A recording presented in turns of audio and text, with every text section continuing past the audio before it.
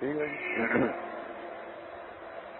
اعوذ باللہ من الشیطان الرجیم. بسم اللہ الرحمن الرحیم. عزیزان من، آج اپریل 1981 کی 3 تاریخ ہے اور درس قرآن کریم کا آغاز سورہ السجدہ کی آیت 9 سے ہو رہا ہے. 4:1 اور 9. پانی منگا لیجیے جی.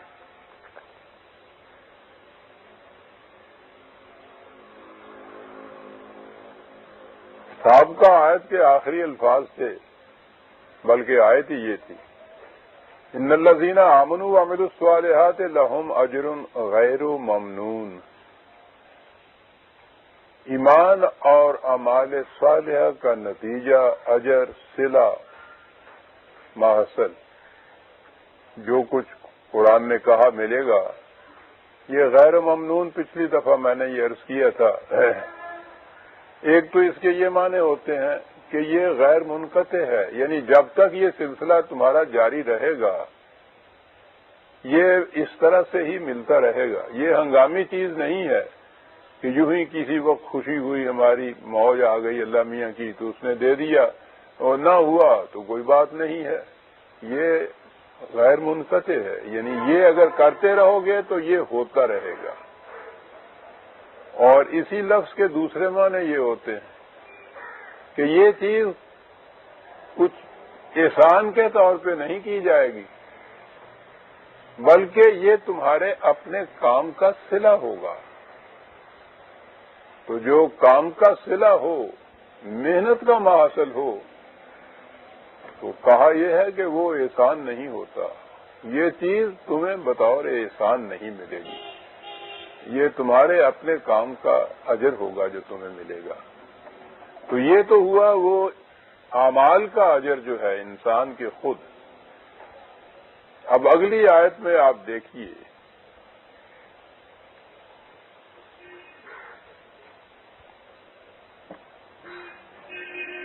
آیت پہلے میں سامنے لے آؤں تو پھر اس کا جو نقطہ ہے وہ واضح ہوگا. قل أئنكم لتكفرون بالذي خلق الأرض في يومين وتجعلون له أندادا ذلك رب العالمين. کہا یہ کہ کیا تم اس خدا کا انکار کرتے ہو، اس سے سرکشی برتتے ہو، اس کے خلاف چلتے ہو. اب اگلی بات پہلے تو یہ کہی کہ جس نے اس زمین کو 2 مرحلوں میں اس قابل بنایا کہ اس پہ انسان بس سکے. قرآن کریم کے مختلف مقامات میں یہ تخلیق خارجی کائنات کی تخلیق کے متعلق جو کہا ہے اس کے مختلف مراحل بتائے ہیں. یہ نہیں کہ جس قسم کی آج یہ ہے یہ پہلے دن سے اسی قسم کی وجود میں آ گئی تھی. جس طرح سے کہ انسان کے متعلق یہ ہے کہ جس شکل میں آج تمہیں یہ چلتے پھرتے نظر آتے ہیں، یہ نہیں تھا کہ پہلے ہی دن اسی قسم کا انسان ہم نے بنا دیے تھے اور آگے چل پڑے. یہ بھی مختلف مراحل سے گزر کر، مختلف ایولیوشنری سٹیجز میں سے گزر کر، ارتقائی مراحل میں سے گزر کر یہاں تک پہنچی ہے زندگی. اسی طرح خارجی کائنات کے متعلق بھی قرآن نے جو اس کے مراحل مختلف گنائے ہیں، وہ عربی زبان میں تو یوم، مرحلہ، سٹیج، پیریڈ کے لیے بھی آتا ہے. تو یہ جو مختلف سٹیجز اس کی یا مرحلے گنائے ہیں، یہ تو آج سائنس کے انکشافات یہ بتا رہے ہیں کہ کس طرح ایک ایک چیز قرآن نے یہ صحیح بتائی اس دور میں جب ابھی بڑے سے بڑے سائنسدان کا ادھر تصور بھی نہیں جا سکتا تھا کہ یہ کائنات ان ادوار اور مراحل سے گزر کر اس شیپ اور اس شکل کے اندر وجود میں آ رہی ہے. یعنی یہ اس کا کہنا کہ سب سے پہلی سٹیج جو تھی اس کی وہ دھواں تھا، گیسز شکل کے تھی، نیبولا جس کو کہا آج سائنس نے.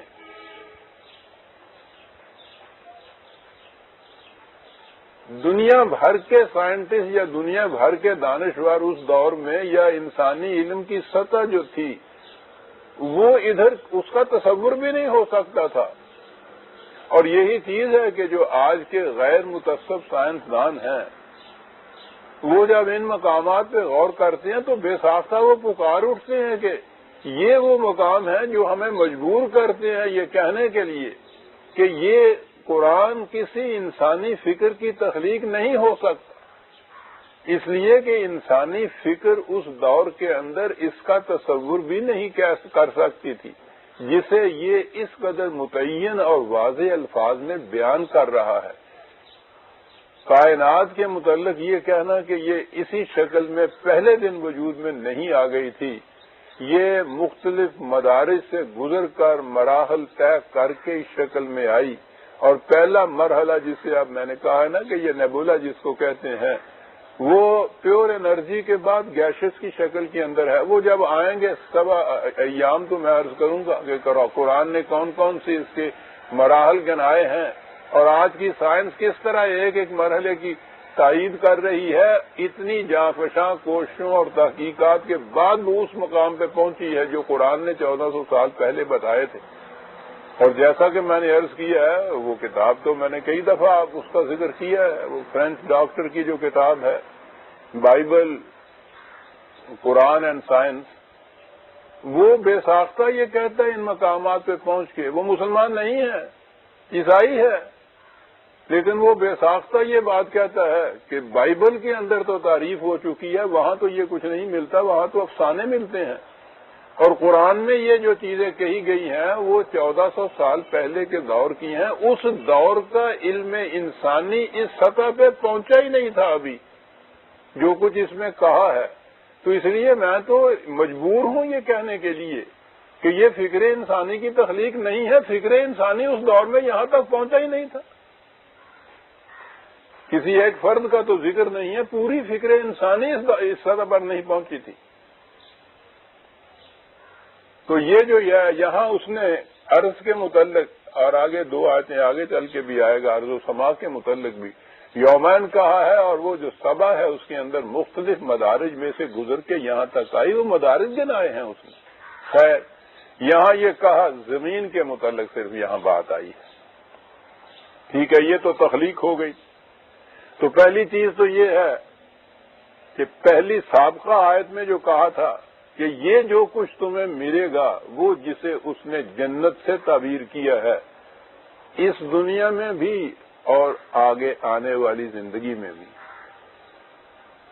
کہ یہ کچھ جو ہے یہ تمہیں مفت میں نہیں ملتا، یہ تو ملے گا تمہارے اپنے کاموں کے معاوضے میں. نہ اس معاوضہ بھی نہیں قرآن تو کہتا، ما حصل جسے کہتے ہیں نا، وہ کسان کی مثال اسی لیے دیتا ہے. میں عرض کرتا ہوں کہ قرآن کے تو چھوٹے چھوٹے نکات سے بھی یوں آگے نہیں گزر جانا چاہیے عزیزان من، بڑی عظیم حقیقتیں اس میں پوشیدہ ہیں. ہمارے ہاں آپ کو یاد ہے میں نے کہا تھا کہ نہیں میں معاوضہ یا صدہ بھی نہیں ترجمہ اس کا کروں گا، وہ ویجز ہوتی ہیں جو اجر جسے آج کہتے ہیں نا، کسی کام کا معاوضہ ہوتا ہے. وہ قرآن کہتا ہے یہ معاوضہ نہیں. کسان کھیتی جب کرتا ہے اس کے بعد جو وہ کھیتی پکتی ہے وہ کاٹ کے جو اس کے ہاں وہ گندم گھر میں لاتا ہے تو یہ کوئی معاوضہ نہیں ہوتا اس کی محنت کا ما حاصل ہوتا ہے. یعنی جو کچھ اس نے کیا ہے اس کا یہ حاصل ہے.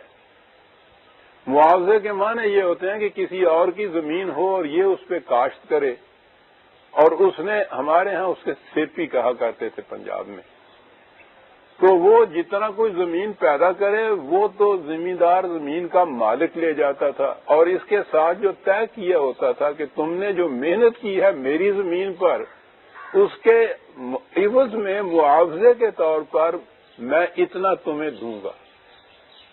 یعنی اس پیداوار سے اس کا تعلق نہیں ہوتا تھا، اس کے ساتھ تو جو محنت معاوضہ محنتانہ طے کیا ہوا ہوتا تھا. جیسے مزدور کو ہم لے آتے ہیں 3 روپے روز، 10 روپے روز، 15 روپے روز، وہ فیکٹری کے اندر روز کا 50 روپے کا کام کرے، اسے آپ وہی 10 روپے دیتے ہیں. یہ تو ہوتا ہے معاوضہ یا ویجز کسی چیز. اور دوسری چیز ہوتی ہے محنت کا ماحصل، جو محنت کوئی کرتا ہے جو کچھ اس سے پیدا ہوتا ہے.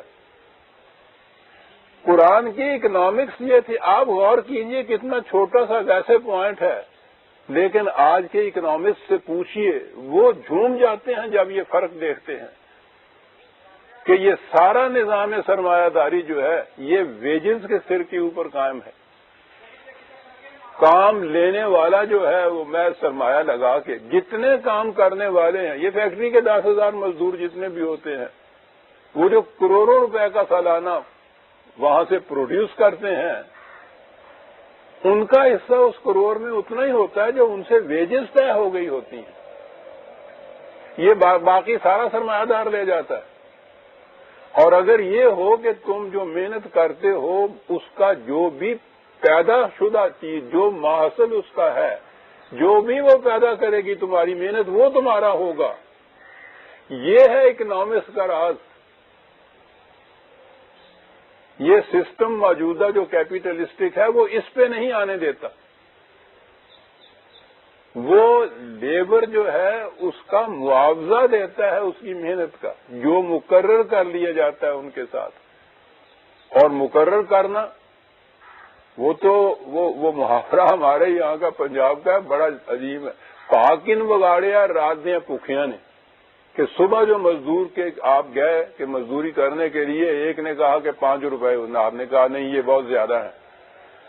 کہا کہ وہ کہ جس کے گھر میں رات روٹی نہیں پکی تھی اور آج دوپہر کو بھی نہیں پکنی، کا وقت ہے کہ اس کو کچھ ملے نہیں، اسے جو دو گے اس کے اوپر وہ راضی ہو جائے گا.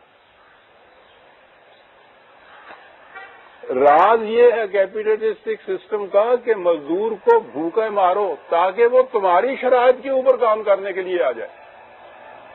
یہ ہے ویجز. اور جس قدر یہاں جھگڑے ہوتے ہیں یہ لیبر کے اور کیپیٹلسٹ اس کے مالک کے، وہ یہی ہوتے ہیں نا کہ صاحب ہمارا معاوضہ زیادہ کرو، اس میں سہولت کچھ زیادہ دو، کچھ بونس زیادہ دو، اتنا نہیں اتنا، یعنی ویجز. جو جی میں آئے کرتے جاؤ اس ویجز کے اعتبار سے، آپ دیکھیں گے کہ وہ سسٹم وہی رہے گا. سسٹم قرآن نے قائم کیا ہے زراعت کا سسٹم. اچھی زمین، اچھا بیج، قانون زراعت کے مطابق محنت، اور اس کے بعد اس زمین سے جو پیدا ہوگا وہ اس کا جس نے یہ محنت کی. وہ مثال ہی یہ دیتا ہے ہر جگہ. ذہن میں اس سے پہلے نہیں آتا تھا کہ یہ خاص مثال، یہ کیوں بار بار وہ یہ مثال دیتا ہے. وہ اسی لیے دیتا ہے کہ آج اکنامکس سے پوچھئے کہ وہ جو انہوں نے اس وقت یہ فرق بتایا ہے ویجز میں اور محنت کے ماحصل میں، وہ جو پروڈیوس ہوتا ہے محنت سے، پروڈکشن میں اور ویجز میں، آج کے اکنامکس جو ہے وہ جو فرق کرتے ہیں، دو سسٹم بنتے ہیں اس سے اکنامک کے الگ الگ. یہ ہیں وہ نکات قرآن کے عزیزان مان جہاں کھڑے ہو کے سوچنا پڑتا. محنت کے اگر آپ اسے معاوضہ کہتے ہیں، معاوضہ نہیں. یہ پہلی آیت میں جو کہا ہے کہ تمہارے ایمان اور اعمال صالحہ کے نتیجے میں جو پیدا ہو کے تمہیں ملتا ہے وہ احسان نہیں ہے تم پر. تو پہلی چیز تو یہی ہو گئی کہ خدا بھی اپنا احسان نہیں گناتا جو ہم دے رہے ہیں. وہ کہتا ہے تم نے یہ محنت کی تھی، تمہارے کام کا یہ نتیجہ ہے. اور وہ اس کا معاوضہ نہیں کہتا، ویجز نہیں کہتا اس کو، اس کا نتیجہ یہ ہے. تو آپ دیکھیے گا کہ بظاہر بات ایسا نہیں نظر آتا تھا کہ اس میں بھی کوئی اہم کوئی نقطہ مضمر ہے اس کے اندر کہ ویجز کی بجائے اس نے محاصل کہا ہے.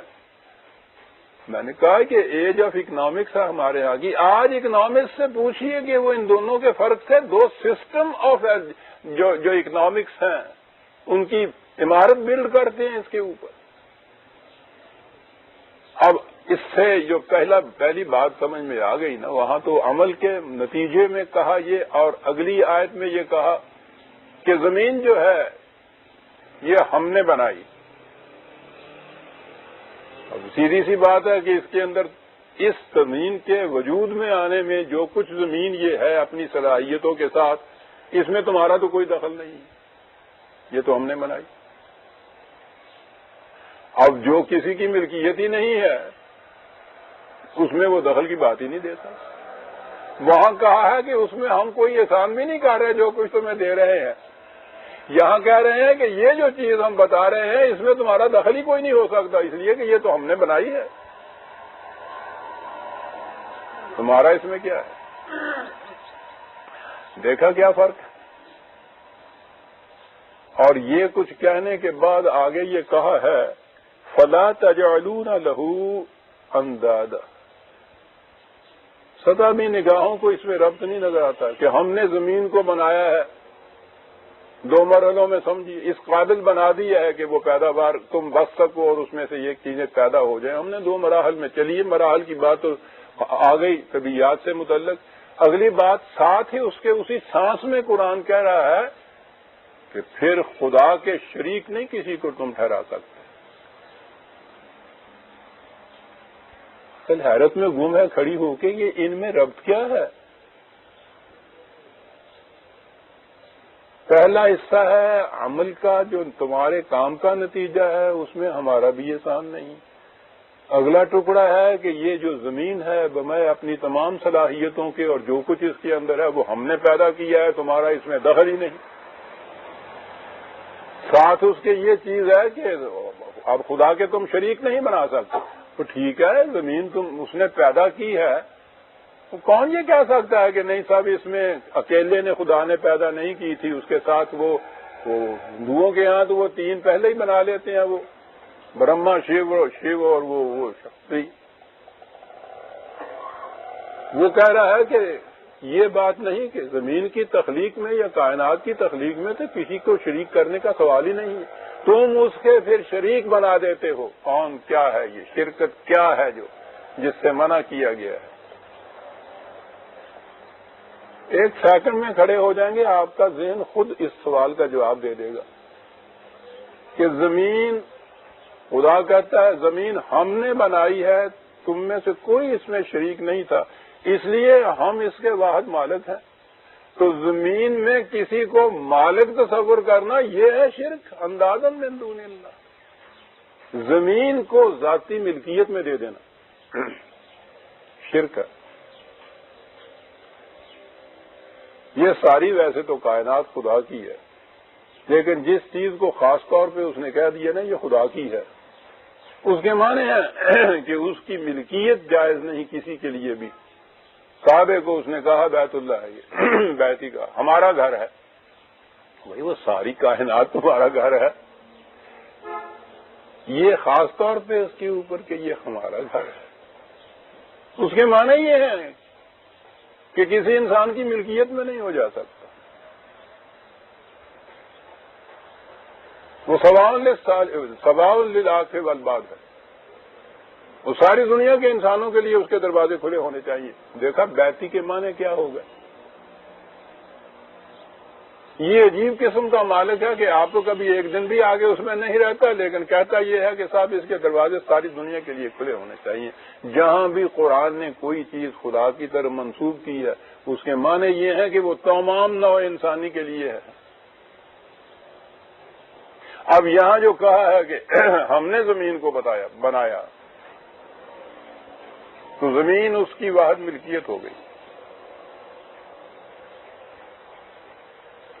اب اس زمین کے اوپر جو ہے کسی انسان کی ملکیت تصور کرنا یا ملکیت اس کی جو ہے اس کا حق قرار دے دینا، ایز اے رائٹ دے دینا، حقوق ملکیت ہمارے ہاں کی اصطلاحیں ہیں، یہ دے دینا، یعنی یہ تصور میں نہیں آ سکتا کہ تخلیق اس کی جو ہے جس میں انسان کا کوئی حصہ نہیں ہے، پھر وہ یہ انسان کی ملکیت کیسے ہوگی؟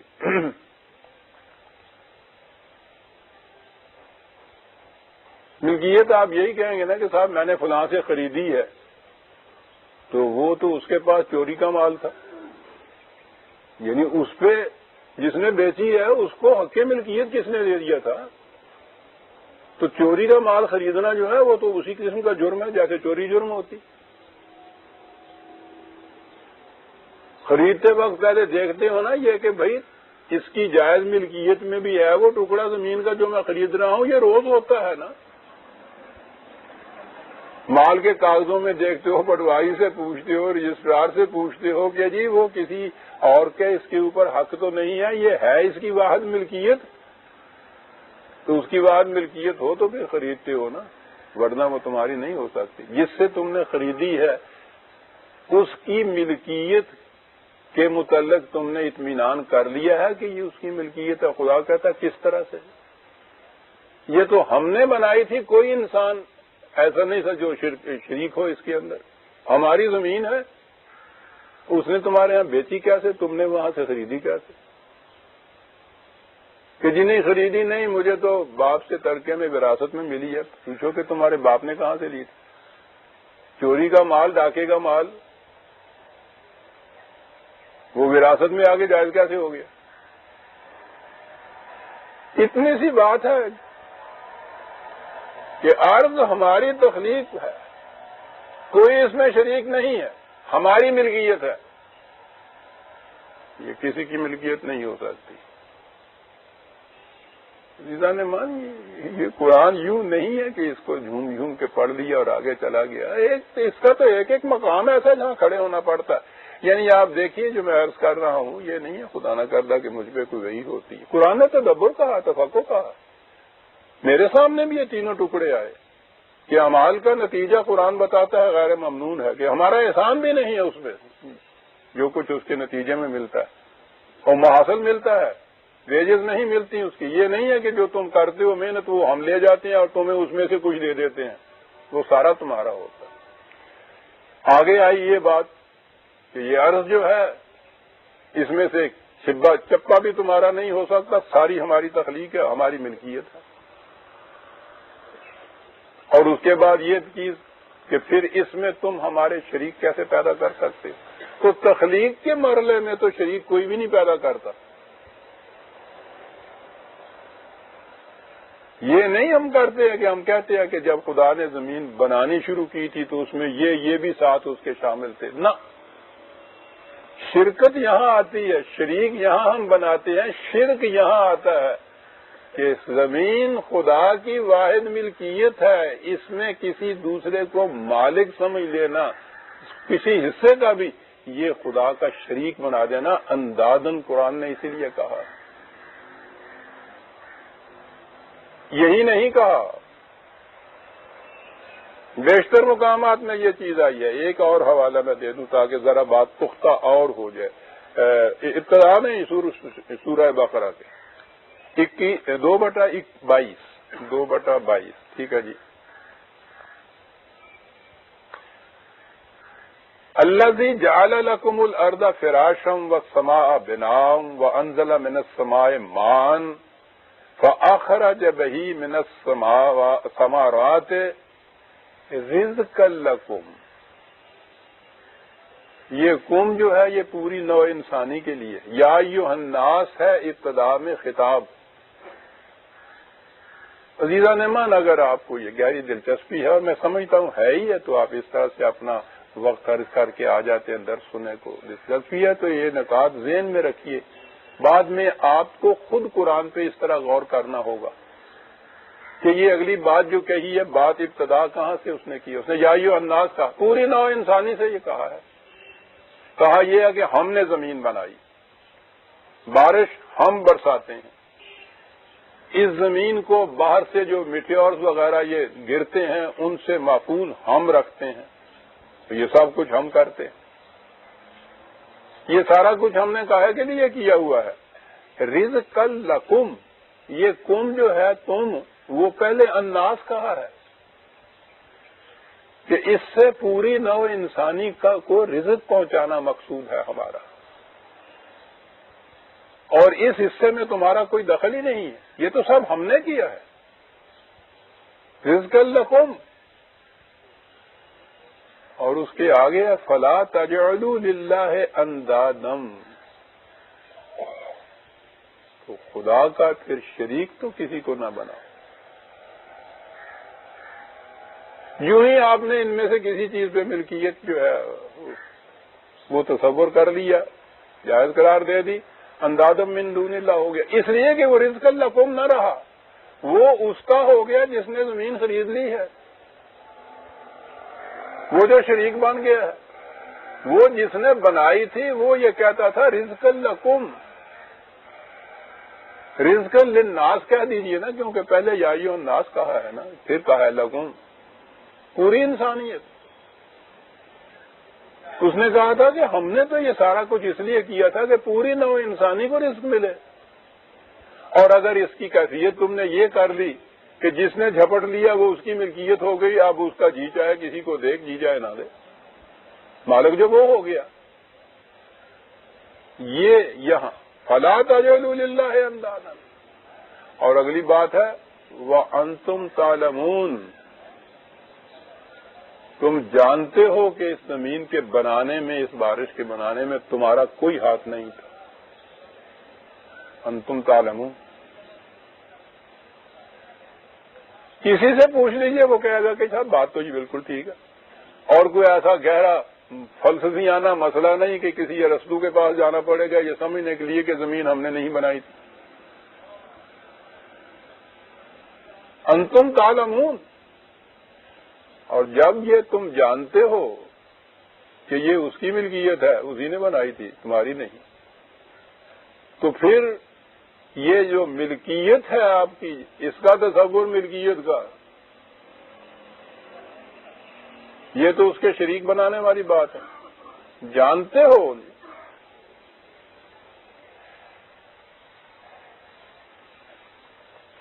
ایک مقام پہ عزیزان من، یہ جو قرآن کرتا یہی ہے، میں نے کہا نا کہ تصریف آیات اس کا انداز ہوتا ہے، ایک مقام پہ ایک بات وہ نقطے کے طور پہ بیان کرتا ہے، مجمل ہوتی ہے، بطور اصول کے کہیے، مجمل نہیں میں کہوں گا، اور دوسرے مقام پہ اس کی تشریح کرتا چلا جاتا ہے۔ اب زمین ہے ہم نے بنائی، زمین میں سے پیداوار کے لیے تو ظاہر ہے کاشتکار ہے، وہ محنت کرتا ہے۔ اب یہ اسے کہہ سکتا ہے کہ ٹھیک ہے جی، یہ زمین تو آپ نے بنائی، اگر آپ کی زمین جیسے پڑی ہوئی تھی پڑی رہنے دیتے تو اس میں سے دیکھو کچھ بھی نہ اگتا، ہم نے محنت کی، اس میں سے پیداوار ہوئی، تو یہ بات تو ٹھیک کہی اس نے، اور یہ جو کچھ پیداوار ہوئی اس میں سے وہ ہماری ہے، کیا ٹھیک ہے، آؤ حساب کریں، یہ زمین جو ہے یہ تو تمہاری نہیں تھی نا،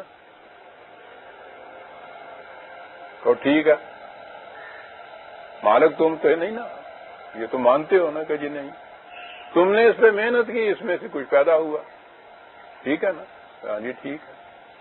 تو یہ ایسے ہی ہے نا جیسے ہمارے ہاں آج کل بٹائی پہ زمین لے لیتے ہیں کہ مالک کوئی ہوتا ہے، کاشتکار کوئی ہوتا ہے، پھر اس میں سے جو پیدا ہوتا ہے وہ حق ملکیت جو ہے وہ مالک کو دے دیتے ہیں، یہ جو اس نے اس میں سے محنت کر کے لیا ہوتا ہے اگرچہ یہ پہلے طے کر لیتے ہیں، خیر وہ اس کو ملتا ہے، تو دیتے ہو نا حق ملکیت کسی کو۔ کیا انداز ہے اس کے سمجھانے کا، کہا یہ زمین اور اس میں سے یہ پیدا ہوا،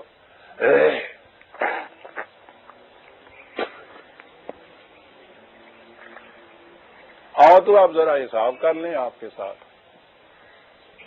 یہ جو تم اٹھا کے سارے کا سارا لے جا رہے ہو اپنے گھر میں، ذرا بیٹھ کے حساب تو کر لیں کہ یہ زمین کس کی تھی جس میں سے یہ پیدا ہوا۔ تم یہی کہو گے نا کہ جی ہم نے محنت کی اس کی وجہ سے پیدا ہوا، کہنے کے ٹھیک ہے ہم مانتے ہیں، لیکن آؤ ذرا بیٹھ کے حساب کریں جو سارے کا سارا لے جا رہے ہو۔ افرأیتم ما تحرثون، یہ ہے جی 56/63، 56/63، آیتیں 63 سے لے کے آگے تک چلتی ہیں، عجیب آیات۔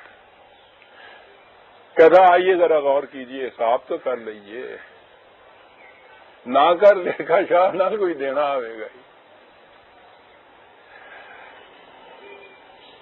یہ جو تم تحرثون، یہ جو تم کاشت کرتے ہو، انتم تزرعونہ ام نحن الزارعون، زمین میں سے یہ جو فصل پیدا ہوتی ہے اتنی اتنی اونچی، پھر دانے پیدا ہوتے ہیں، پھر یہ پکتا ہے، یہ سارا کچھ ہمارے قانون کے مطابق ہوتا ہے یا تمہاری کاریگری سے ہوتا ہے؟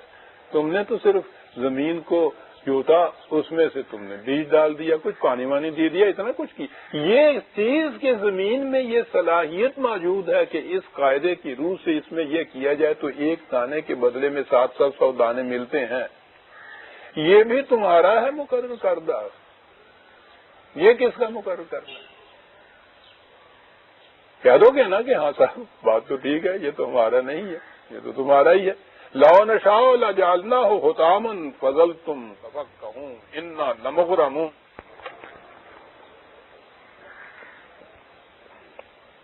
تو یہ سب ہمارا بیکار ہو کے رہ جاتا ہے اگر وہ جو سرچشمہ ہے توانائی کا وہ اس کا گلا گھونٹ دے تو۔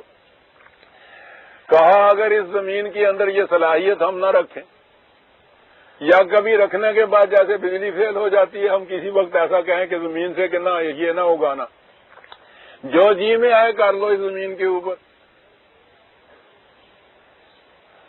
کہا کہ اس میں سے یہ ایک دانے کے 700 تو یہ رہا، جو بیج تم نے ڈالا ہے وہ بھی نہ چٹی پڑ جائے گی تمہیں اس بیج کی بھی، وہ تو ضائع ہو گیا، مٹی میں مل گیا، وہ بیج بھی واپس نہیں ملے گا، بالکل لفظ سے چٹی پڑ جائے گی۔ کہو تو ہے نا اس میں کچھ ہمارا بھی حصہ؟ یہ جو پیدا ہوا ہے کیا عجیب انداز ہے۔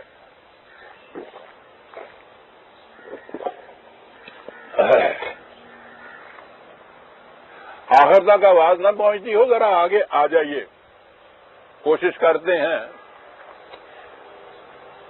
کچھ، میں کوشش کرتا ہوں ذرا اونچا بولنے کا، آپ توجہ ہو کر کیجئے سننے کے لیے۔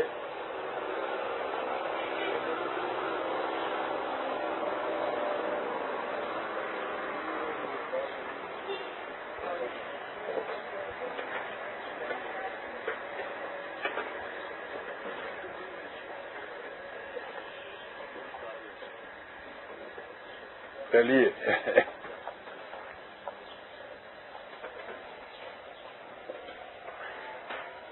تو اس پہ قابو نہیں، دل پہ تو ہے قابو اپنا، کرم پہ نہیں، تو اتنا تو ہے نا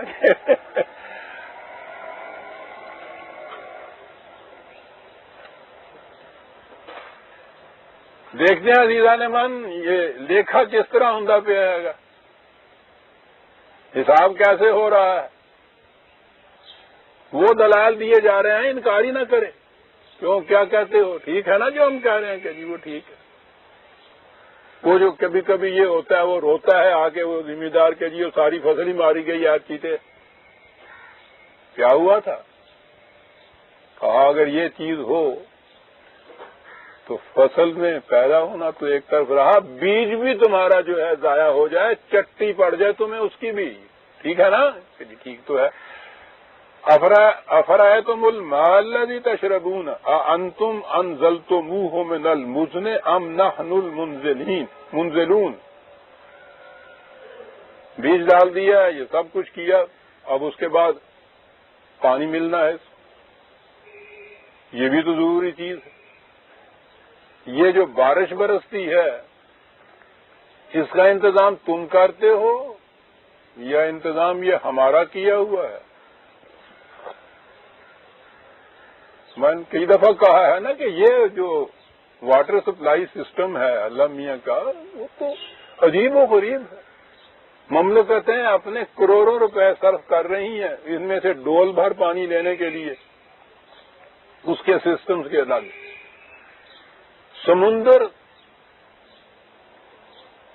4/5 حصہ ہے کرۂ ارض کا، اتنا پانی ہے، ایک گھونٹ پانی کا نہ پی سکتے ہو، نہ ساری فصل کے کام آ سکتا ہے۔ اچھی والی کھیتی ہو، اس کے اوپر اگر ڈال دیا جائے تو اسی وقت سڑ جاتی، آدمی پی لے ایک گھونٹ مر جاتا ہے، اتنا پانی۔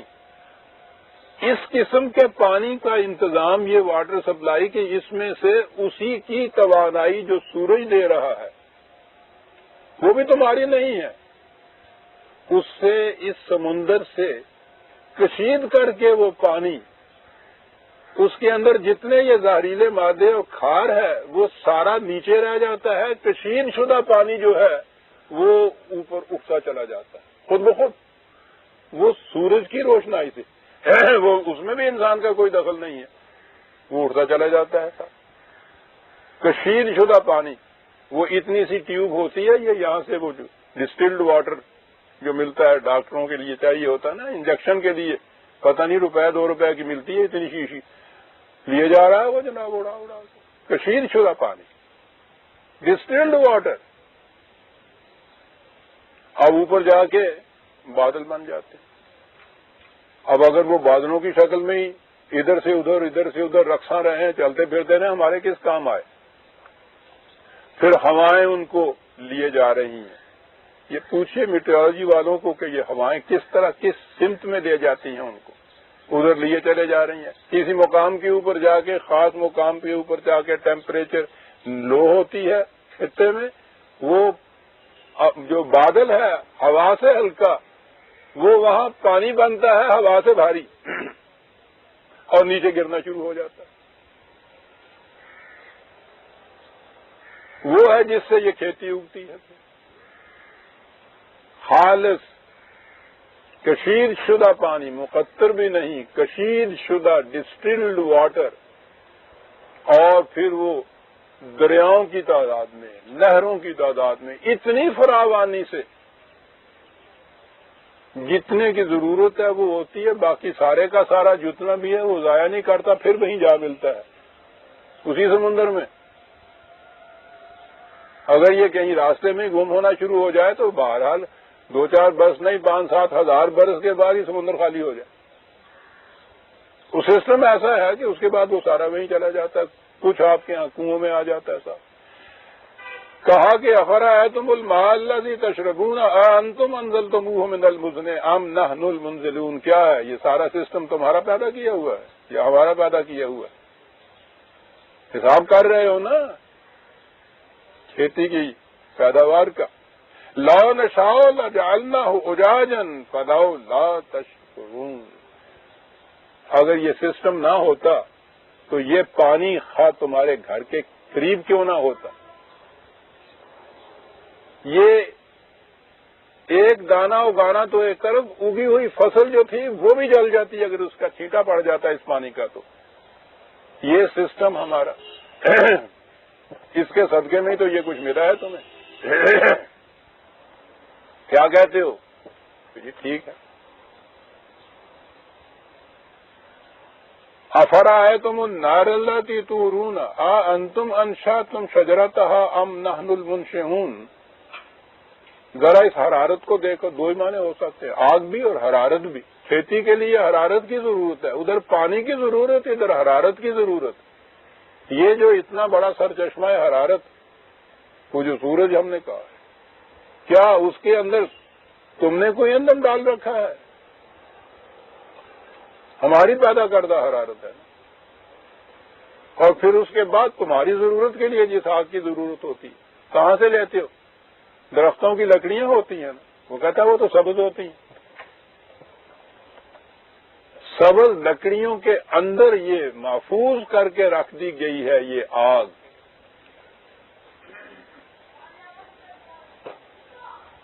دیکھتے ہیں آپ، تمہاری پیدا کردہ ہے۔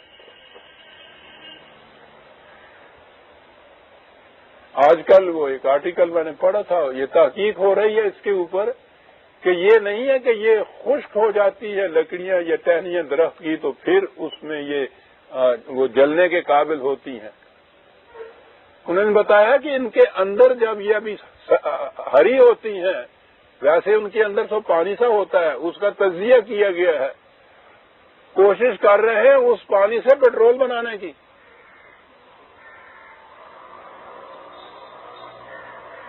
سبز ٹہنیوں کے اندر آگ اس طرح سے مضمر ہوتی. شعلہ خس میں جیسے کیا کہہ گیا غالب, شعلہ خس میں جیسے خون رگ میں نہاں ہو جائے گا. یہ شعلے خس میں نہاں ہوتے ہیں. کہتا یہ تم کرتے ہو یا ہماری کاریگری ہے؟ نحنو جعلناہا تذکرۃ، کیا بات ہے.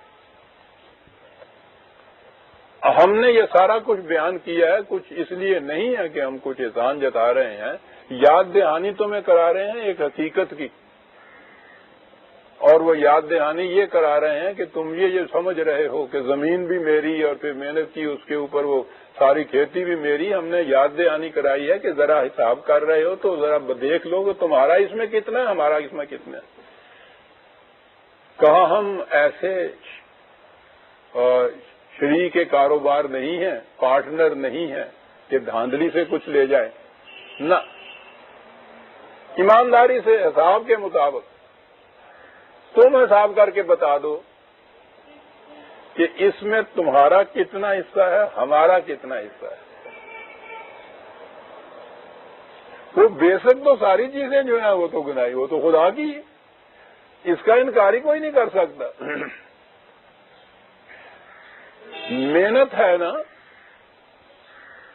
وہ کہا یہ ہم نے پہلے اصول بنایا کہ لیسا للانسان الا ما سعی، جتنی یہ محنت یا کوشش کرتا ہے وہ اس کا حاصل ضرور اس کو مل جائے گا. یہ ہے انصاف. کہا کیا خیال ہے تمہارا، ٹھیک ہے نا، یہ ہے نا اتنا حصہ. آئیے ذرا دیکھ لیں پروپورشنیٹلی کتنا بنتا ہے. حساب کر کے بتائے گا کہ صاحب اس میں شبہ نہیں ہے کہ اس میں تو پتہ نہیں 90% سے بھی زیادہ تمہارا ہی بنتا ہے. کہا ٹھیک ہے نا، تو لو اپنا حصہ لے لو، ہمارا حصہ ہمیں دے دو. وہ کہے گا کہ بہت اچھا سرکار، یہ پڑا ہوا لے جائیے اٹھا لیں گے. تو وہ سرکار تو ہے ہی نہیں سامنے. کہا کہ جی ٹھیک ہے میں تو تیار ہوں دینے کے لیے. دوں کسے؟ آپ تو ہے نہیں. عزیزان من بڑی توجہ سے سنیے، ایک لفظ ہے، آج تمہیں نظر نہیں آتے ہم کہ کس کو دیں؟ مکان للمقوین، یہ بھوکوں کو دے دو ہمیں پر مل جائے گا. قرآن ہے عزیزان من.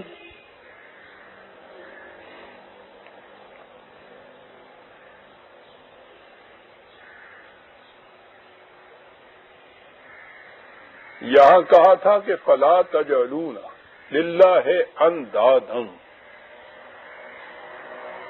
اس کے شریک نہ بناؤ کسی کو، جو اس کا حصہ ہے اس میں کسی کو شریک نہ بناؤ. اس نے کہے کے لیے یہ اپنا حصہ رکھا. یہاں کہا ہے ذالک رب العالمین، عالمگیر انسانیت کی ربوبیت کے لیے ہم نے یہ انتظام کیا. ہمارا حصہ اس مقصد کے لیے دے دیجیے. متاع للمقوین، بھوکوں کو دے دیجیے، یہ انتظام کیجیے ہمیں مل جائے گا. کہا کہ ہم نے کوئی دھاندلی تو نہیں نا تم سے کی، مار تو نہیں لیا نا. دھاندلی تو تم کرتے ہو جو ہمارا حصہ بھی خود لے جاتے ہو. یہ تو نہ کرو. اگلی آیت ہے فَسَبِّحْ بِاسْمِ رَبِّكَ الْعَظِيمِ، رَبِّكَ الْعَظِيمِ. کہا یہ تم ربوبیت تم بھی کچھ کرتے ہو لیکن تم اس کو صرف اپنے ہی گھر والوں تک، اپنے خاندان تک، اپنے تک محدود رکھتے ہو، اپنی بال بچوں کی، اپنے بال بچوں کی. اپنی دیوار سے آگے جو ہے وہاں نہیں تم جاتے. فَسَبِّحْ بِاسْمِ رَبِّكَ الْعَظِيمِ، ہماری ربوبیت عظمیٰ جو ہے، عالمینی ربوبیت، ہم اس کے لیے یہ کہتے ہیں کہ کرو. ربوبیت تم بھی کرتے ہو، وہ عظیم نہیں ہے، محدود ہے. انفرادی ہے، اپنی ذات تک رکھتے ہو اسے، ہم پوری نوع انسانی کے لیے رکھتے ہیں۔ آ جائیے اس کے بعد پھر اسی آیت کی طرف، یہی جو زیر نظر ہے درس میں، پہلے آیت 9 تھی، اگلی آیت ہے اس کے ساتھ ہی ذالک رب العالمین۔ عرض کے متعلق یہ کہتے تھے نا کہ ہم نے بنائی، وَجَعَلَ فِيهَا رَوَاسِيَ مِنْ فَوْقِهَا۔ دیکھتے ہو ہم اتنی بات تو صرف کہی تھی کہ بادلوں سے بارش برساتے ہیں، تو بارش سارا سال تو ہوتی نہیں رہتی، تمہاری ضرورت تو سال بھر رہتی ہے، اور اگر سال بھر بارش ہوتی رہے تو کھیتی ہو ہی نہ۔ تو ہم نے انتظام کیا کیا؟ کہا وہ جتنے کی یوں ضرورت تھی برسات میں وہ تو ویسے دے دیا، جو اس سے زائد تھا نا بچ گیا، ہم نے پہاڑوں کی چوٹیوں کے اوپر ریزروائر بنا دیے، برف کی شکل میں وہاں اس کو منجمد کر دیے، ریزروائر بنا دیے۔ یہ کولڈ سٹوریج کا لفظ جو تو آج آیا ہے وہ ایک کولڈ سٹوریج کہتا ہے، باقی جو بچ گیا نا وہ ہم نے وہاں منجمد کر دیا، اور اس کے بعد جب گرمی آئی اور اس میں زیادہ ضرورت پڑی تو وہ جو تھا وہاں سے ہم نے پھر وہ نلکے کا منہ کھول دیا، پگھل پگھل کے وہ برف چلے آ رہی ہے سب،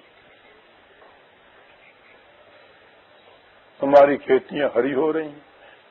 وَقَدَّرَ فِيهَا أَقْوَاتَهَا فِي أَرْبَعَةِ أَيَّامٍ۔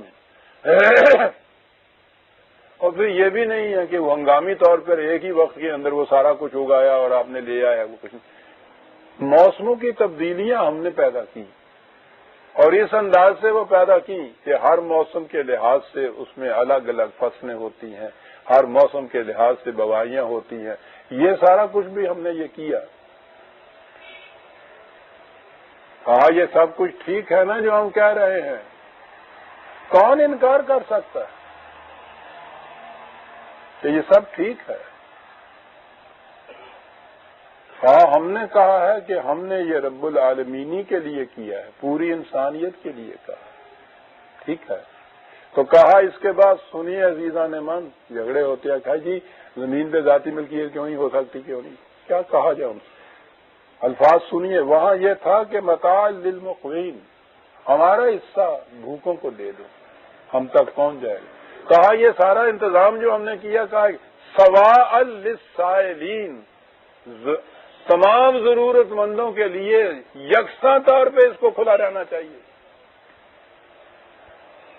سواء للسائلین۔ جس نظام میں یہ عرض اور اس کی تمام کائنات، جو کچھ بھی سامان ربوبیت خدا نے پیدا کیا ہے اور اس میں سے نکلتا ہے، سوال للسائلین نہیں ہے، ہر ضرورت مند کے لیے یکساں طور پہ اس کا دروازہ کھلا ہوا نہیں ہے، یہ شرک ہے، خدا کے ساتھ انداز من دون اللہ بنانا ہے عزیزان نے۔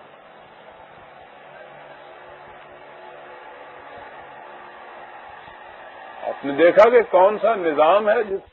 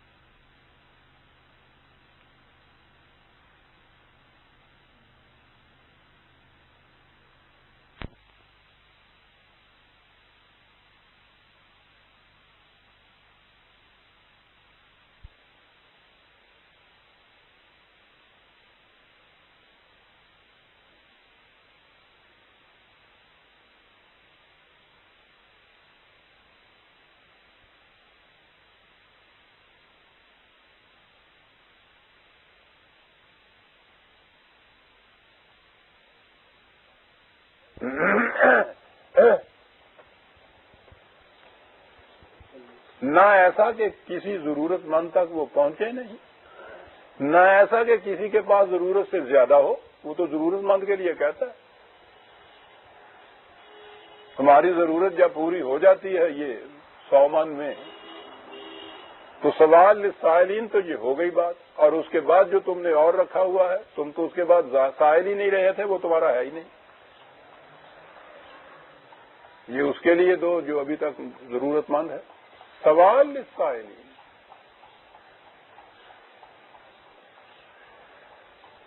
غور فرمایا عزیزان من، بات یہ ہوئی تھی کہ یہ ہم نے زمین پیدا کی 2 منزلوں میں، تو یوں نظر آتا تھا کہ صاحب کچھ ہمارے ساتھ تو اس کا واسطہ نہیں ہے. ٹھیک ہے، آپ کا کوئی پروگرام ہوگا، آپ نے پیدا کر دی، پھر ٹھیک ہے، یہ زمین تمہاری ہے کہنے لگے. اس نقطے سے بات آگے چلی اور سوال للسائلین تک پہنچی، اور درمیان میں یہ کہا کہ پھر شرک تو نہ کرو خدا کے ساتھ. کہا عرض کو پیدا کیا ہم نے، اور اس کے ساتھ ہی ثم استوى الى السماء وهي دخان. کہا یہ بات جو کرے تمہیں نظر آتے ہیں، اور اتنے محیب کرے ہیں یہاں بیٹھے ہوئے، تو ہمیں یہ چھوٹے چھوٹے ٹمٹماتے ہوئے چراغ نظر آتے ہیں، یہ ستارے جو ہیں، تو یہ چاند بھی ایک گولا سا ہی نظر آتا ہے، سورج آتشی گولا، اور چاند کو تو بہت ہی معروف کہتے ہیں. یہ کہا یہ بھی جو ہے یہ اسی طرح سے پہلے دن سے نہیں تھے. وہ جو میں نے کہا تھا نیبولا جس کو کہتا ہے قرآن، وَهِيَ دُخَانٌ، یہ ساری خارجی کائنات جو تمہیں نظر آتی ہے میٹیریل ورلڈ، اس شکل میں نہیں تھی.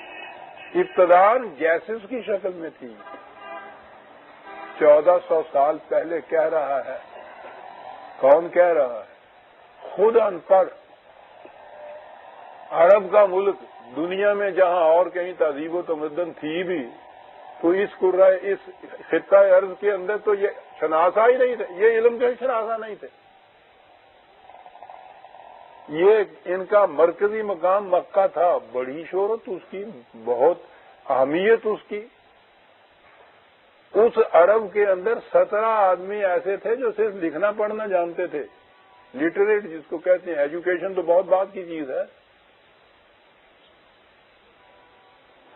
اس سرزمین اعجاز کے اندر ایک شخص کہ جو اس وحی سے پیشتر ان پڑھ تھا، وہ یہ بات کہہ رہا ہے کہ یہ سارا خارجی کائنات کے یہ کرے اتنے عظیم الشان، اور یہ عرض، یہ ابتدا کے اندر گیس اسٹیج نیبولا تھا اس کی صورت. یہ کہہ رہا ہے وہ.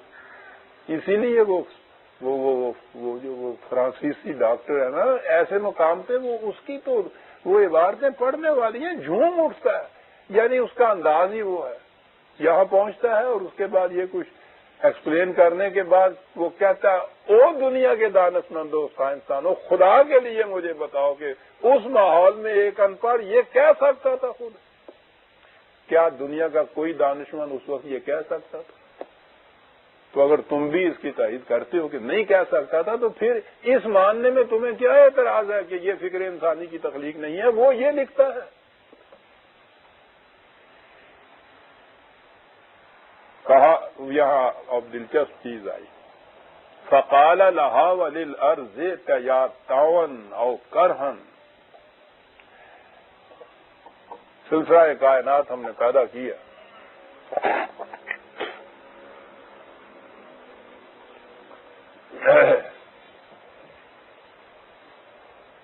اب قرآن نے بتایا یہ ہے کہ یہ سارا سلسلہ کائنات جو ہے اس میں اور انسان میں فرق یہ ہے، اسے بھی اسی طرح سے پیدا کیا تھا ہم نے.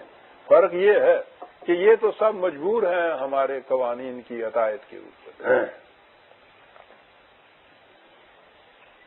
انہیں مجال سرکشی نہیں ہے، یارائے انحرافی نہیں ہے، وہ کفر کر ہی نہیں سکتے.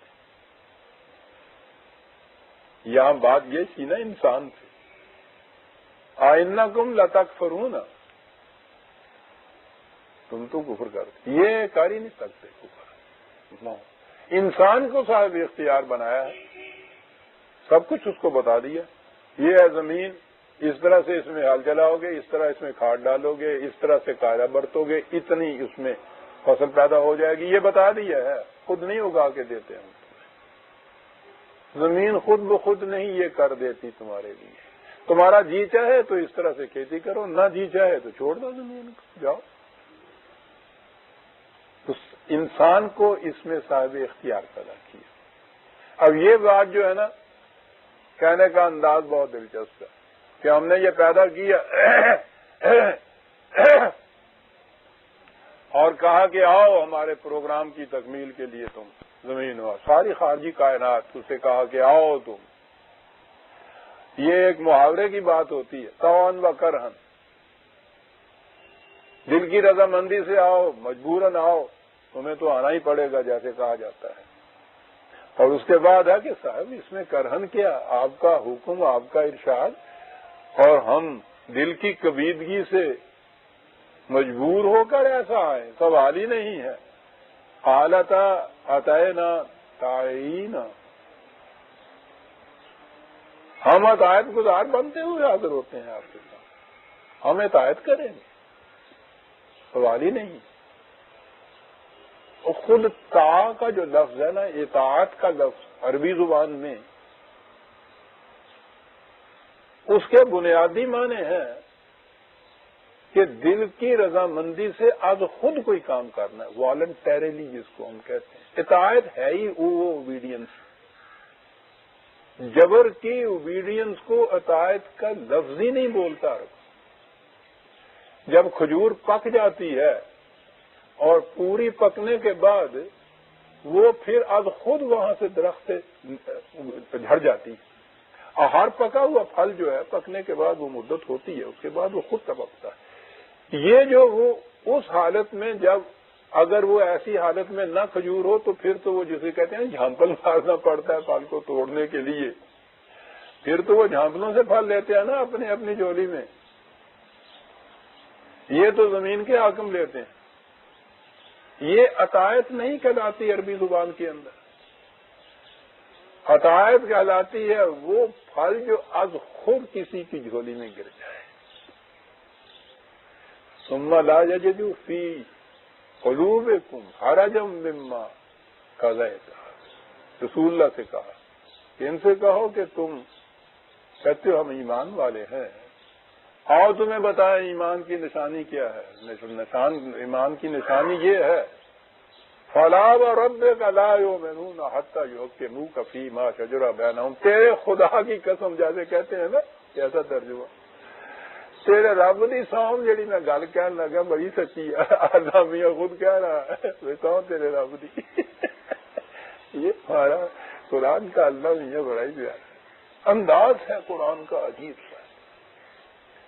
کیا ہم یہ رہے ہیں کہ یہ کبھی مومن نہیں ہو سکتے تاوقتے کے دو باتیں، ایک تو اپنے ہر اختلافی معاملے کے اندر جھگڑنے کی بجائے تمہارے پاس نہ آئے، کتنا بڑا نظام ہے، ٹھیک ہے جی، لیکن یہ تو دنیا کی ہر سیکولر گورنمنٹ بھی یہ کہے گی کہ اگر تمہیں جھگڑا ہے تو قانون کے مطابق اس کو طے کراؤ، اور یہ ہمارا انتظام ہے، آؤ فلاں عدالت میں آؤ، تو یہ تو ہر ایک کرائے گا۔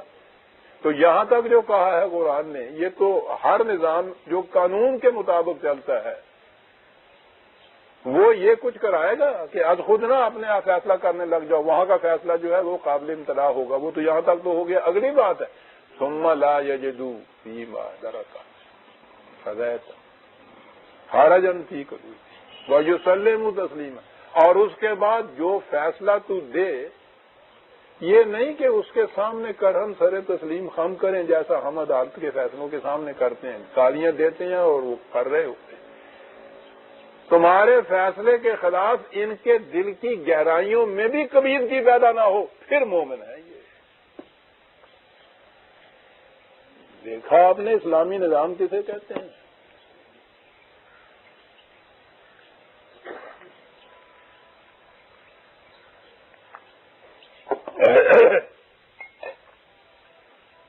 ہدایت کی بھی مختلف شکلیں ہوتی ہیں۔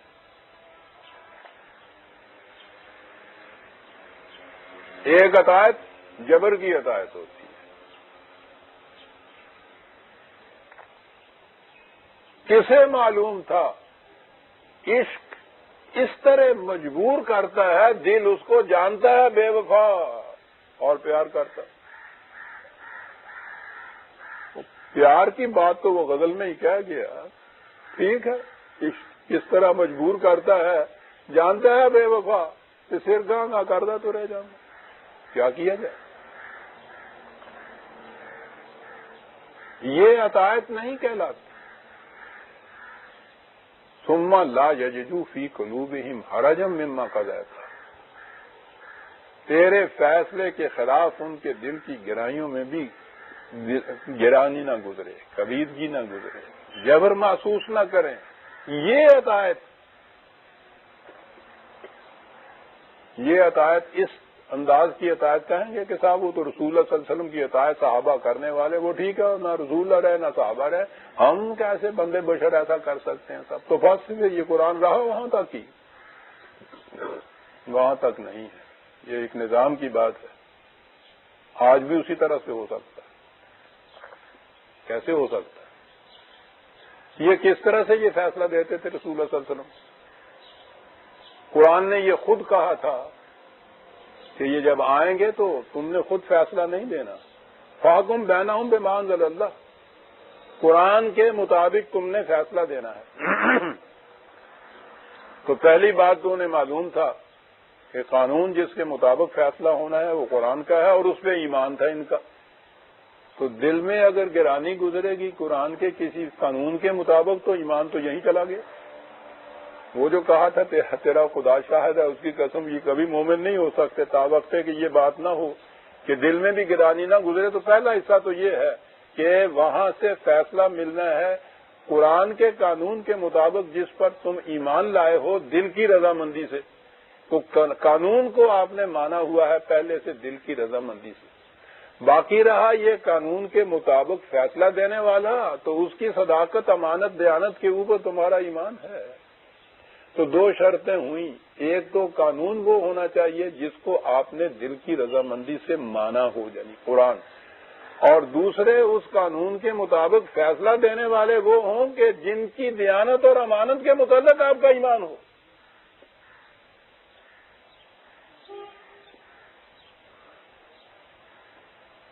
اگر ایسا نہیں ہے تو بظاہر جسے آپ اسلامی قانون بھی حکم کہیں گے وہ بھی اسلامی نہیں۔ اسی دفعہ کے غالباً شروع اسلام میں یہ ہے، میں نے لکھا کہ اگر بھارت کی حکومت اپنے یہاں شراب کو منع کر دیتی ہے تو آپ اسے اسلامی قانون نہیں کہہ سکتے، حالانکہ یہ بات ہے اسلامی قانون ہی، شراب کی ممانعت۔ دیکھنے والی بات یہ ہے نافذ کون کر رہا ہے۔ یہاں یہ جو شرط لگائی تھی کہ پھر اس فیصلے کے خلاف تمہارے دل کی گہرائیوں میں بھی گرانی نہ گزرے، یہ شرط کس طرح سے تھی؟ کیوں یہ کہا تھا کہ تمہارے پاس آئیں، تم قرآن کے مطابق فیصلہ کرو، پھر یہ شکل پیدا ہوگی کہ یہ دل میں گرانی نہیں ان کے محسوس ہوگی۔ قانون وہ جس پہ ان کا ایمان ہے، قانون نافذ کرنے والا وہ جس کی صداقت اور امانت کے اوپر ان کا ایمان ہے، پھر دل میں گرانی کیسے گزرے عزیزان مان۔ جب قانون ہو جبر کا کہ جس کو آپ کا دل نہیں مانتا، نافذ کرنے والا وہ ہو کہ جسے آپ سب سے پہلے مستبد جبر مانتے ہیں، تو اس فیصلے کے خلاف دل کی گرانی، وہ تو آپ کوشش کریں گے کہ کسی نہ کسی طرح سے ایویئن جسے کہتے ہیں اللہ کی اعراض برس نہ کسی طرح سے نکل جائیں کسی پگڈنڈی سے اوپر سے، حتیٰ کہ جیل خانے میں بھی قیدی جو ہیں وہ فرار کی کوشش کرتے ہیں۔ یہاں وہ نظام ہے کہ اس فیصلے کے خلاف دل میں بھی گرانی نہ گزرے۔ تعین خارجی کائنات، انہوں نے کہا کہ ہم تو اطاعت گزار ہیں، ہمارے دل کی گہرائیوں میں بھی اس کے خلاف گرانی نہیں گزرتی۔ فقضاہن ضمناً ایک لفظ کہہ دوں، وہ امانت کی جو ایک آیت بڑی اہم آیت ایسا ہے، اور جس کے غلط مفہوم اور غلط ترجموں نے ہمارے ہاں عجیب قسم کی شکل پیدا کر دی ہے، وہ 33/72 وہ آیا امانت بڑی مشہور ہے۔ انا عرضنا الامانۃ علی السماوات والارض والجبال فابین ان یحملنها واشفقن منها۔ ترجمے ہمارے ہاں ہوتے ہیں کہ ہم نے اپنی امانت کو آسمانوں پر، زمین پر، پہاڑ پر، ان کے سامنے پیش کیا، لیے ہم پھر رہے تھے کہ بھائی کوئی اٹھا لو، کوئی اٹھا لو. اور اس کے بعد یہ میں نے کہا ہمارے ہاں کے ترجمے یہ جو ہے اس کی روح سے، یہ قرآن نہیں یہ کہتا کہ ان کے سامنے ہم نے یہ پیش کیا کہ کوئی اس کو اٹھا لو بھائی، ہم لیے پھرتے ہیں. فابینا، انہوں نے سرکشی اختیار، انکار کر دیا، ہم نہیں اٹھا سکتے. یہ کائنات خدا کی تخلیق، خدا کہہ رہا ہے کہ ہم کچھ اپنی امانت تھی اس کو لیے پھر رہے تھے، ان کے سب کے سامنے ہم نے پیش کی. اب ہے نا، یہی بات نہیں ہے کہ انہوں نے نہیں لیا، بلکہ یہ لفظ تو ایک تمرد کی سرکشی میں آتا ہے. قرآن یہ کہتا ہے کہ انہوں نے کہا تھا عطینا تعین کے ساتھ ہم تو اس کی رضامندی سے عطایت کریں گے. آپ کیا کہہ رہے ہیں؟ دیکھا تضاد واقعہ ہو گیا دو مقام میں.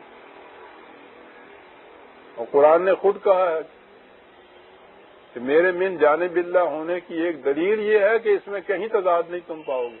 اور یہ اتنا بڑا تضاد، ادھر وہ کہہ رہا ہے کہ وہ کہتے ہیں کہ ہم تو تعین آئیں گے، عطایت گزار ہیں ہم تو، اور کائنات کی ہر شے ہے عطایت گزار. یہاں اس کا ترجمہ کیا جاتا ہے کہ انہوں نے انکار کر دیا اس سے، بلکہ تکبر سے انکار کیا کہ بالکل نہیں، ہم نہیں اٹھا سکتے. تو ہے نا تضاد، ہے نا غلط یہ مفہوم، غلط معنی، بات ہی اور ہے جو کچھ. بات لمبی چلی جائے گی، میں نے بیان کر چکا ہوں اس کے متعلق. میں یہ عرض کر دوں کہ یہ چیز تھی وَحَمَلَهَا الْإِنسَانُ.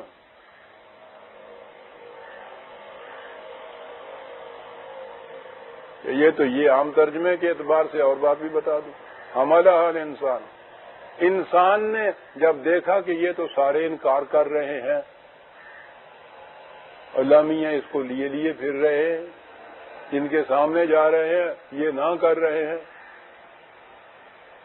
تو بڑی سبکی ہوئی ہے کہ یہ دیکھ نہ سکا معاذ اللہ اللہ میاں کی اس قسم کی خفت و سبکی. حملہ نے کہا کہ یہ مجھے دے دیجیے، اس نے لے لیا، اٹھا لیا. ہونا یہ چاہیے تھا نا کہ بھی اللہ تیرا بھلا کرے، شکر ہے تو نے لاج ہی رکھ لی تھی ہماری، انہوں نے تو ہمارے ہاتھ یہ کیا تھا، تم نے اٹھا لیا، بڑی مہربانی. آپ یہ ہونا چاہیے تھا نا، حملہ اٹھا لیا اس کو. آ گیا انہو کان ظلوما جہولا، بڑا ہی جاہل تھا، بڑا ہی ظالم تھا، بڑا اچھا ہوا، پھنس گیا.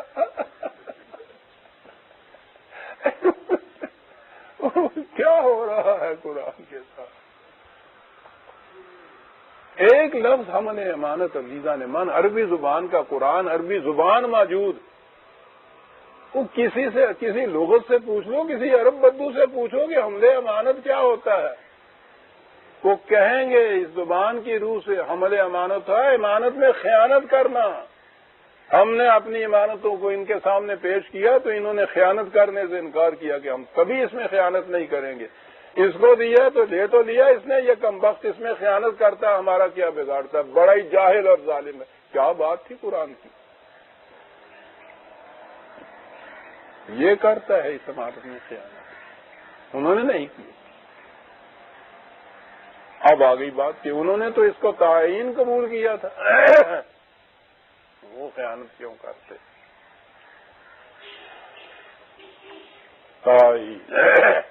فَقَضَاهُنَّ سَبْعَ سَمَاوَاتٍ فِي يَوْمٍ. یہ آیا،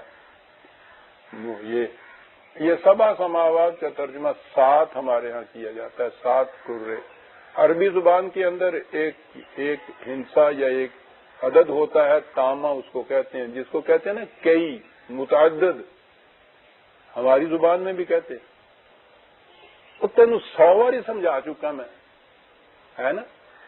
وہ یہ نہیں ہوتا کہ گنتی سے انہوں نے ایک بار سمجھایا، 2 دفعہ سمجھایا، 4 بار سمجھایا. اس کے معنی ہوتے ہیں متعدد بار. 7 سلام ساڈے بھی 7 بھی کہندے ہیں، تینوں 7 سلام. متعین چیز 7 ہنسا نہیں ہوتا، ہر زبان میں یہ ہوتا ہے. Hundreds of time, millions and millions. وہ گنتی نہیں اس میں ہوتی، بتانا ہوتا ہے کہ تعداد بہت زیادہ ہے. عربی زبان میں یہ سبا جو ہے یہ اس معنی میں بھی آتا ہے، 7، 70، 700 تو آتے ہیں نا یہ قرآن میں یہ الفاظ، تو وہ گنتی نہیں ہوتی ان کے ہاں، وہ اسی طرح سے ہوتا ہے جیسے ہم کہتے ہیں کہ وہ 10 دفعہ تمہیں کہا تھا، 20 بار سمجھا چکا ہوں، سینکڑوں بار میں نے اس سے یہ کہا ہے، وہ اس طرح سے سبا بولتے ہیں۔ تو سبا سماوات گنتی کے ساتھ کرے نہیں، متعدد کرے جو ہیں، بے شمار کرے ہیں صاحب اس کے فی یومین، وہی مراحل میں طے کی ہے۔ وَأَوْحَىٰ فِي كُلِّ سَمَاءٍ أَمْرَهَا، یہ لفظ ہے اوحا، وحی کی ہر کرے کے اندر ہم نے وحی کر دی، تمہارے لیے یہ پروگرام ہے، تمہارا یہ قانون ہے، اس طرح سے تم نے گردش کرنی، اس طرح سے غروب ہے، اس طرح سے طلوع ہے، یہ راستہ ہے، یہ کام ہے تمہارا، یہ تمام چیزیں جو ہیں اب اس کے لیے وحی کا لفظ ہے قرآن جو بول رہا ہے، اوحا، وحی کی ان کی طرف بھی، عرض کی طرف بھی ہے قرآن کریم میں، وَإِنَّ رَبَّكَ أَوْحَىٰ لَهَا وَأَوْحَىٰ رَبُّكَ إِلَى النَّحْلِ بھی ہے، شہد کی مکھی کی طرف ہم نے اپنی وحی کی۔ تو یہ وحی یہ ہے ان خارجی کائنات کی اشیاء کے اندر جو چیز رکھ دی جاتی ہے بائی انسٹنکٹ جسے کہتے ہیں، یہ ہے وہ وحی جو ان کے اندر رکھ دی۔ ہر شے کی انسٹنکچولی اس کے اندر فطرت جسے کہتے ہیں اس کی یہ ہے، اور اس کے لیے باہر سے کوئی سبق نہیں پڑھایا جاتا، کوئی تعلیم نہیں دی جاتی، کوئی آ کے نہیں انہیں بتاتا۔ مجھے میں کہا کرتا ہوں کہ مرغی کے نیچے کچھ انڈے مرغی کے اور کچھ بطخ کے رکھ دیجئے، وہ سینے کے بعد جب اس میں سے وہ بچے نکلیں گے تو مرغی کے بچے جو ہیں وہ خشکی کی طرف آئیں گے، بطخ کے بچے بھاگ کے پانی کی طرف چلے جائیں گے۔ اب انڈوں کے اندر تو کوئی اسکول کھلا ہوا نہیں تھا جو ان کو بتاتا کہ تم نے وہاں پانی کی طرف جانا ہو، تم نے خشکی کی طرف جانا ہے، مر جاؤ گے۔ کس نے سکھا دیا یہ سب کچھ؟ اسے قرآن وہی کہتا ہے، لیکن کہتا یہ ہے کہ یہ خارجی کائنات کی اشیاء کے اندر ہے کہ کسی باہر سے اور نے دیا نہیں۔ انسانوں کے متعلق ہم نے یہ طریق اختیار نہیں کیا، اس لیے کہ یہ طریق اختیار کرتے تو انسان کی فطرت کے اندر یہ بات ہو جاتی جو ہم اسے کرانا چاہتے، تو یہ شرف انسانیت نہیں ہے۔ انسان اپنے اختیار سے کرے جو کرتے ہیں۔ یہ اگر پانی سے بچتا ہے مرغی کا چوزا تو بچہ، تو اس کے لیے کوئی چیز ایسی شرف کی نہیں۔ اگر بکری گوشت نہیں کھاتی، درندگی نہیں کرتی، تو ہم نہیں کہتے کہ صاحب بڑی شریف واقعہ ہوئی، یہ دیکھو نا گوشت پڑا بھی ہوا ہے نہیں کھاتا۔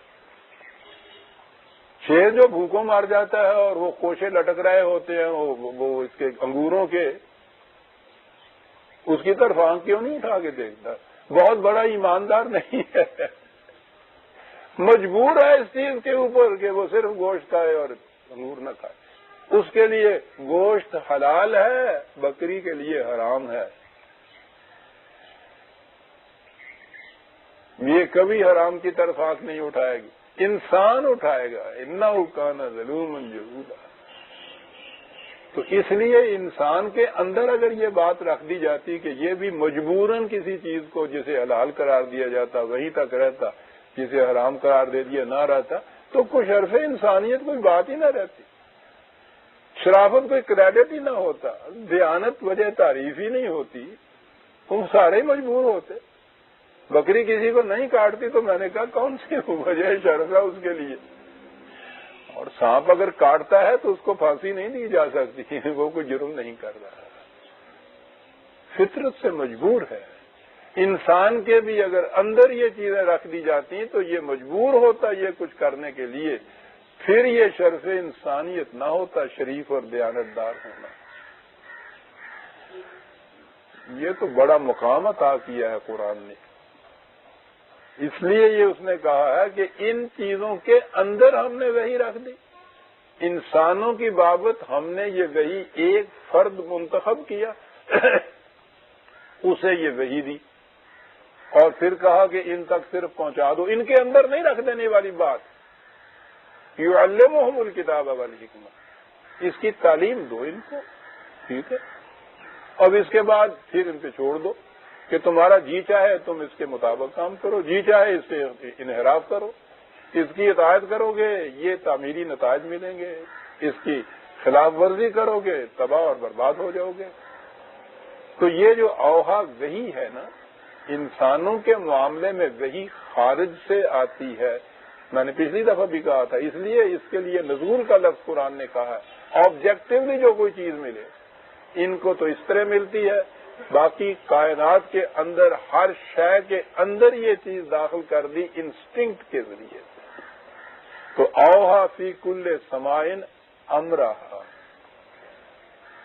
ہوگا یہ امر کا لفظ جو ہے وہ اللہ تعالیٰ نے کہا ہے کہ ہماری تخلیق کے دو گوشے ہیں، ایک عالم امر ہے جس میں یہ پلاننگ کرتے ہیں ہم سارے، ابھی وہ چیزیں وجود میں نہیں آتی، ان کے متعلق ایک نقشے بنتے ہیں، پلاننگ جیسے ہم کہتے ہیں وہ کچھ ہوتا ہے، اور پھر جب اس پلان کو ہم ایگزیکیوٹ کرتے ہیں محسوس شکل میں جب وہ آتا ہے تو عالم خلق کہلاتا ہے۔ ان چیزوں کا جو پروگرام تھا، ان کی ڈیوٹیز تھیں، ان کے قوانین تھے، عالم امر میں ہم نے طے کیے اور پھر ان کے تو اندر داخل کر دیے۔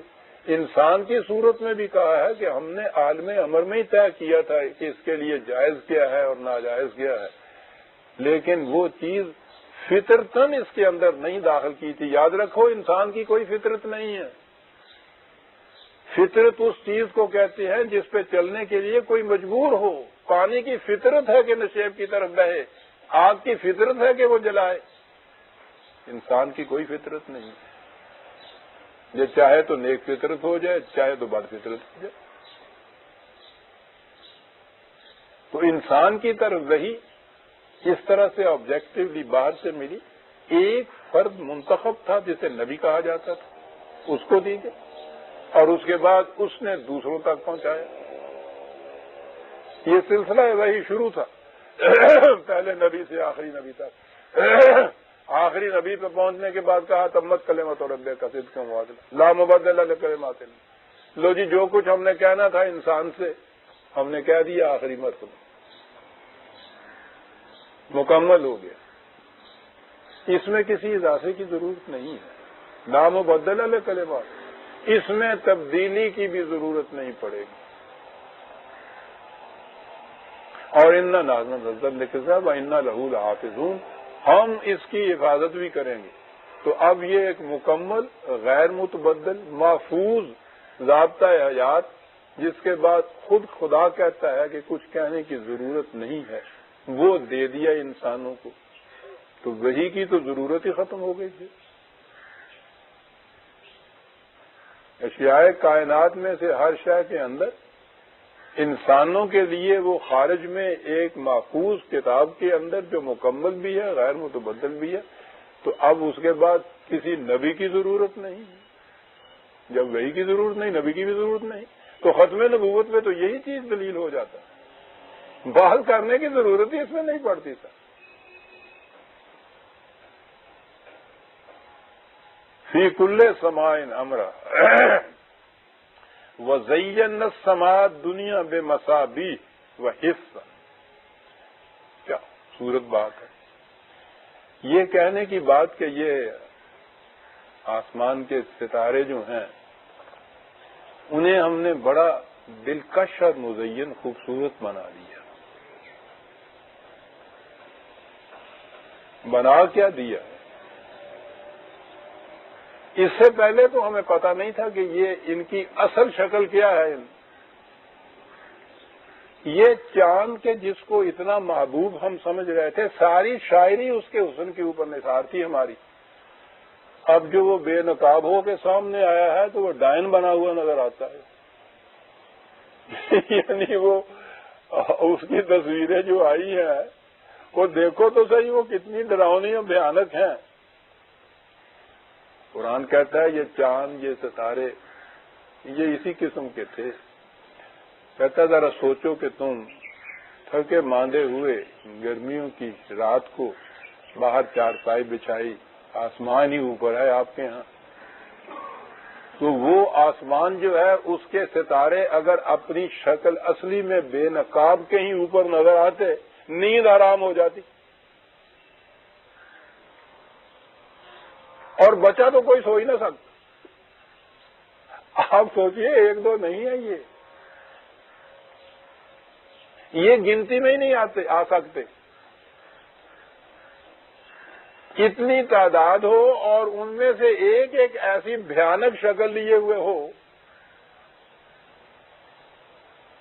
اور وہ آپ کے سامنے آنکھوں کے اوپر جنوں اور دیووں کی طرح جھانک رہے ہوں۔ کیا بات ہے اس کی شان ربوبیت کی! بنایا تو انہیں ایسا، دکھایا ہمیں ایسا کہ ہر ایک ان میں سے دلکش دیا ٹمٹماتا ہوا نظر آتا ہے۔ چاند وہ تارے بڑے خوبصورت ہوتے ہیں، سیاہ رات کے اندر نیلگوں آسمان میں یہ جڑے ہوئے موتی کتنے خوبصورت نظر آتے ہیں۔ وہ کہا وہ زینا، یعنی یہ حقیقت میں ایسے نہیں تھے، تمہاری خاطر ہم نے اس کا انداز ایسا رکھا کہ وہ بڑی دلکش نظر آتے ہیں تمہیں۔ اسی لیے وہ جو تھا جس نے بات سمجھ لی تھی اس نے کہا تھا کہ ہیں کواکب کچھ، نظر آتے ہیں کچھ، دیتے ہیں دھوکہ یہ بازیگر کھلا۔ وہ کہا کہ ہم نے ان کو ایسا بنا دیا تھا۔ وہاں حفظاً، یہ عجیب چیز ہے۔ کہا یہ جو تمہیں شہاب ثاقب نظر آتے ہیں، دمدار تارے، میٹیورز، وہ جو ٹوٹا ہوا تارا ٹوٹتا ہوا گرتا نظر آتا ہے، تو ہمیں تو وہ صرف ایک لکیر سی نظر آتی ہے روشنی کی، وہ خود ہی وہ نکلتی ہے کہیں سے، وہ تھوڑی دور جا کے وہ گم ہو جاتی۔ یہ در حقیقت یہ جو کرے ہیں کچھ گردش سے ہر آن ان میں سے کچھ ٹکڑے ٹوٹتے رہتے ہیں، اور وہ نہیں ہوتا کہ وہ کوئی گرام 2 گرام تولے 2 تولے کے ہوتے ہیں، ہزاروں لاکھوں من کا ایک ایک ٹکڑا نکلتا ہے وہاں سے۔ آپ سوچئے کہ اتنا اتنا بڑا ٹکڑا وہاں سے جو نکلے ہزاروں لاکھوں میل کے فاصلے سے، اور وہ آ رہا ہو زمین کے اوپر، تو زمین میں کوئی ایک متنفس بھی باقی رہے؟ ٹوٹنا ہے انہیں، آنا ہے ادھر کوئی، پھر کیا ہوتا ہے؟ اب یہ بات سمجھ میں آ گئی نا، جب انہوں نے دیکھا کہ یہ ٹوٹنے والے ستارے یہ ہیں، تو یہ بات بھی ثابت ہو گئی کہ زمین کے اوپر یہ فضائی کرہ جو ہے نا، ایٹماسفیئر جو ہے،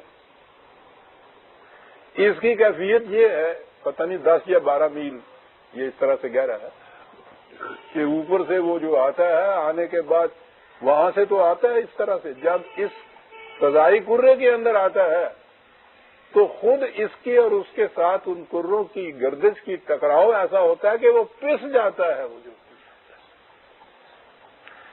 اور وہ پسنے کے بعد یہ نہیں کہ بیکار جاتی ہے اس کی راکھ جو ہے، یہ جتنی لائٹ ٹرانسمٹ ہوتی ہے نا دوسروں تک پہنچتی ہے، یہ روشنی یوں ہی نہیں پہنچتی، اس کے لیے میڈیم کی ضرورت ہوتی ہے، کسی ذریعے سے روشنی پہنچتی ہے۔